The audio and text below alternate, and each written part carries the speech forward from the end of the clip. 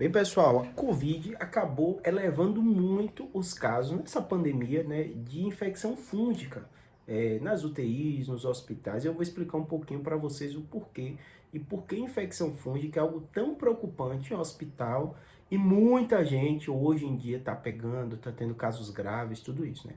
Só para vocês entenderem, né, um monte de agente pode infectar a gente. Por exemplo, o Covid, um vírus pode infectar o ser humano e causar doença. Muitas vezes a gente convive com um monte de bactéria, com essa de coisas que não causam problema nenhum na gente.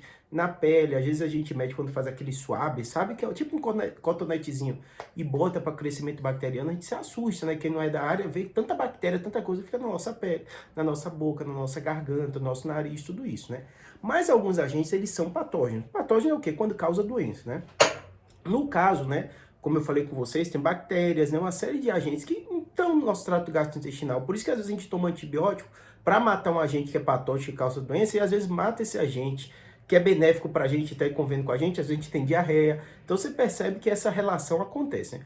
No caso das infecções fúngicas, né, elas normalmente atacam pessoa com a imunidade mais baixa. Então, por isso que às vezes é comum a gente ver em pessoas com HIV, pessoas que têm câncer e acabam tomando remédio que reduz ou piora o sistema imunológico dele. É quase uma consequência de um tratamento. Você quer tratar o câncer, né? E acaba muitas vezes tendo essa reação. A gente, na neuro, às vezes tem pacientes oncológicos, a gente usa corticoide, baixa também a imunidade. E às vezes a gente vê infecção fúngica, né? Mas a grande preocupação que a gente tem visto no Covid, né?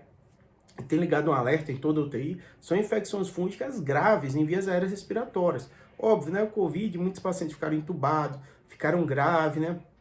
Muitos precisaram até tomar corticoide para melhorar a inflamação do pulmão, mas no mundo inteiro foi assustador quanto aumentou a taxa dessas infecções fúngicas, né? E além disso, né, doenças aspergilose, cândida, uma série de fungos que acabam afetando a gente, né? O que a gente tem que ficar atento, né, e vocês também, né, que estão aqui, são curiosos da área de saúde, né, é que a gente ainda precisa desenvolver muito nessa área, né? Em especial os fungos, alguns, né, têm ficado resistentes, né, ao que os antifúngicos que a gente utiliza, né? Muitos desses antifúngicos têm muita reação adversa, efeito colateral, e o paciente se sente mal tomando ele, muitas vezes tem reação do seu corpo, né? A gente dá muitas vezes venoso, né?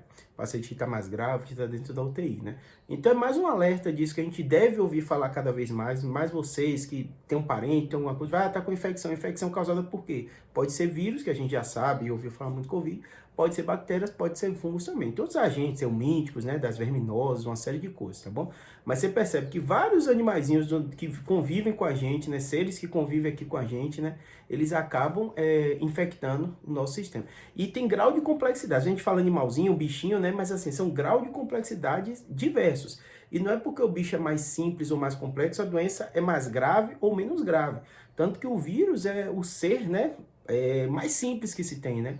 Basicamente uma cápsulazinha e lá o material genético dele, né? E causa tanto problema como o Covid causou, né? O fungo é um pouquinho mais complexo, né? Mas todos esses agentes tem que ficar atento, tá bom? Se sair alguma novidade, alguma coisa nossa dessas infecções fúngicas, eu falo para vocês, muito nos comentários que eu tenho um vídeo sobre intubação e tal, as pessoas falavam, ah, meu parente teve infecção fúngica, ah, fulano acabou tendo sepse, né, e teve infecção fúngica e tal, e perguntaram o que é fungo, por que tá ouvindo falar tanto e tal, aí eu fiz esse vídeo para vocês, para dar uma noção geral, tá bom? Espero que tenha ajudado, abraço.